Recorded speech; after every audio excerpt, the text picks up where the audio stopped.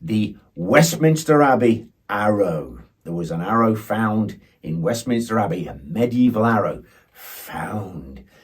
Was it in the tomb of Henry V? Was it left there by one of his bowmen? But these legends of arrows, medieval arrows, people are fascinated by this subject, aren't they? Me, more than most, I presume. But this legend, the Westminster Abbey arrow, I decided a few weeks ago to find out.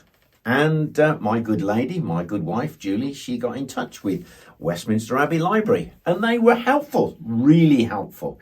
And yes, indeed, there was an arrow.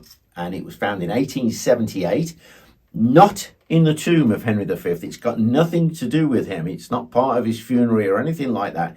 It was found in one of the turrets to his Chantry, lodged in there. And it's understood that the shaft was probably used to shoot pigeons down, and it may have been from a purchase in 1554 of second-hand arrows bought for the purpose of shooting down the pigeons in the abbey. And it tells you, that the end of the arrow had actually impacted. But the fact is, it's a medieval arrow shaft. Now, the description of this arrow, it's quite something. The wood type is aspen. The length between the base of the nock and the shoulder of the arrowhead is 28 7/8 inches.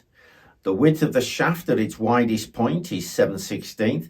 It goes on, but an interesting thing I found here was the length of the fletchings, 7 1/4 inch. That's longer than mine. And the glue for the fletching, it's copper-based animal glue, verdigris. The overall weight of the arrow is 43.2 grams. Wow! And look what I've got here. An exact replica of the Westminster Abbey arrow, made by Will Sherman of medievalarrows.co.uk. I'll give him a plug because he sent this one to me as a gift. Thanks, Will. Much appreciated. And that's one of the things that really fired me up about the Westminster Abbey arrow. But look at this. It has type 16. Swept back. This is what they believe was actually on the Westminster Abbey arrow. This is an exact copy of one from the Museum of London. The shaft, poplar. It's barreled. In other words, it's thicker in the centre here. Now the fletchings, over 7 inches of goose fletchings. And the glue he used, he calls it his Westminster Abbey glue. It's made from kidney fat, I presume an animal kidney fat, and beeswax and iron oxide to get the colour. But the actual whipping, the binding on the fletchings is silk, and it has the lovely thin piece of horn through the nock. Now that is wow. This is going into my personal on display collection. Before I go, I'm going to give a shout out to some of my Patreon members.